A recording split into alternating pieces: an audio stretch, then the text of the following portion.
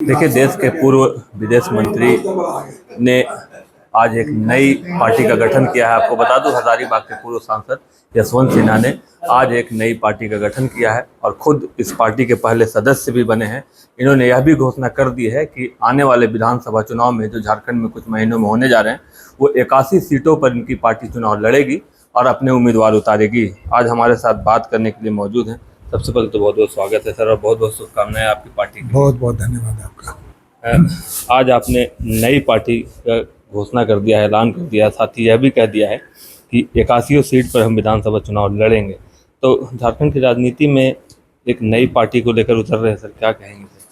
नहीं, मुझे प्रसन्नता है इस बात की कि हमारे जितने पुराने साथी रहे हैं इस क्षेत्र में, उन सब ने बैठकर ये तय किया कि चूंकि भारतीय जनता पार्टी रास्ते से भटक गई है, इसलिए हम लोगों को अटल जी को केंद्र बिंदु बना के उन्हीं के सिद्धांतों पर एक नई पार्टी का गठन करना चाहिए। सबकी राय बनी, जिसकी आज औपचारिक रूप से घोषणा हमने की है। और हमने एक पार्टी बनाई है, राजनीतिक दल बनाया है अटल विचार मंच के नाम से। और चूंकि एक राजनीतिक दल है तो जाहिर है कि हम विधानसभा के चुनाव में अपने उम्मीदवार खड़ा करेंगे झारखंड में। आप जो उम्मीदवार लेकर मैदान में आएंगे, क्या क्राइटेरिया होगा उन उम्मीदवारों के लिए? क्राइटेरिया बैठ के हम लोग तय करेंगे, लेकिन हमने अभी कहा कि सबसे बड़ा क्राइटेरिया होगा, सबसे महत्वपूर्ण क्राइटेरियन होगा ईमानदारी। राज्य की जो वर्तमान स्थिति है, जो वर्तमान सरकार राज्य में चल रही है, उन सरकार को कैसे देखते हैं? नहीं, उस सरकार के बारे में मैं अभी कोई टिप्पणी नहीं करना चाहता हूँ, न विपक्ष के बारे में कोई टिप्पणी करना चाहता हूँ। केवल इतना कहूँगा कि भारतीय जनता पार्टी में एक सज्जन यहाँ के इंचार्ज बनाए गए हैं, असम के मुख्यमंत्री।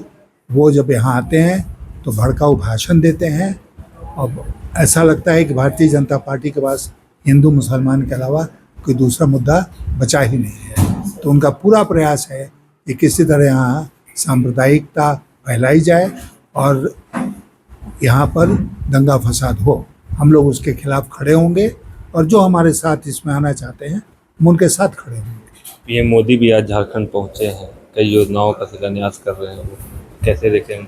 नहीं, वो तो हम उस दिन का इंतजार कर रहे हैं जबकि संघ लोक सेवा आयोग है ना, यूनियन पब्लिक सर्विस कमीशन, उसके थ्रू जो अपॉइंटमेंट्स होंगी उसकी चिट्ठी भी मोदी जी खुद ही देंगे घर घर ले जाके।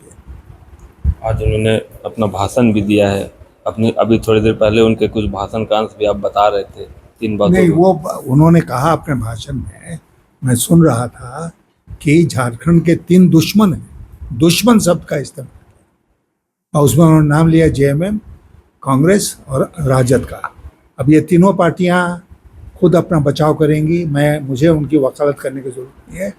मैं तो केवल इतना कहना चाहूँगा कि राजनीति में कोई किसी का दुश्मन नहीं होता है, विपक्ष का भी उतना ही महत्व है जितना सत्ता पक्ष का है। तो इसलिए दुश्मन शब्द का प्रयोग घोर आपत्तिजनक है और देश के प्रधानमंत्री को इस तरह की भाषा का प्रयोग कतई नहीं करना चाहिए। अटल बिहारी वाजपेयी जब प्रधानमंत्री थे या अदरवाइज कभी भी इस तरह की भाषा का इस्तेमाल नहीं करते थे।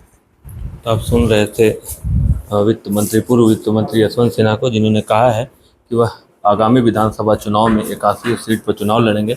और आज उन्होंने अटल विचार मंच नाम से एक अपनी नई पार्टी का गठन भी कर दिया है। अब देखना यह होगा कि आगामी विधानसभा चुनाव में यह पार्टी झारखंड की राजनीति में कितना असर डाल पाती है। Shashank Shekhar, news bye scope, Hazaribagh.